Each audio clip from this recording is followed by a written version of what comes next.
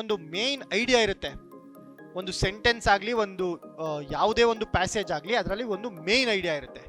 ಆ ಮೇನ್ ಐಡಿಯಾವನ್ನ ಪಿಕ್ ಮಾಡಬೇಕಾಗುತ್ತೆ. ಮೇನ್ ಐಡಿಯಾನ ಇಟ್ಕೊಂಡು ಬೇರೆ ಎಲ್ಲ ಅಂತಂದ್ರೆ ಎಕ್ಸಾಂಪಲ್ಸ್ ಅನ್ನ ಕೊಟ್ಟಿರ್ತೀನಿ ನಾನು.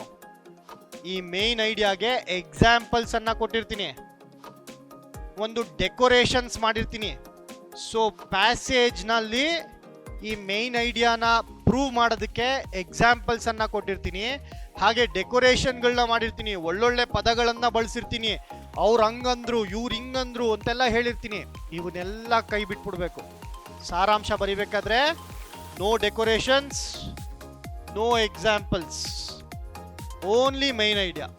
ಎರಡನೇದಾಗಿ, ಯಾವುದೇ ಕಾರಣಕ್ಕೂ ಪ್ರೆಸೀಸ್ ರೈಟಿಂಗ್ ಅಲ್ಲಿ ಸಾರಾಂಶವನ್ನ ಹೇಳಬೇಕಾದ್ರೆ ಇವ್ನು ಹಿಂಗೆ ಹೇಳ್ದ, ಅವನು ಹಂಗೆ ಹೇಳ್ದ, ನಾನು ಹಿಂಗೆ ಮಾಡ್ತೀನಿ, ಯಾವುದೇ ಕಾರಣಕ್ಕೂ ಪ್ರಥಮ ಮತ್ತು ದ್ವಿತೀಯ ವ್ಯಕ್ತಿಯ ಸ್ಥಾನದಲ್ಲಿ ನಿಂತ್ಕೊಂಡು ಸಾರಾಂಶವನ್ನ ಬರಿಬಾರ್ದು. ಸಾರಾಂಶ ಯಾವತ್ತಿದ್ರೂ ತೃತೀಯ ವ್ಯಕ್ತಿಯ ಪರ್ಸ್ಪೆಕ್ಟಿವ್ ಅಲ್ಲಿ ಬರಬೇಕು, ಅಂದ್ರೆ ಥರ್ಡ್ ಪರ್ಸನ್ ಫಾರ್ಮ್ ಅಲ್ಲೇ ಬರಬೇಕು.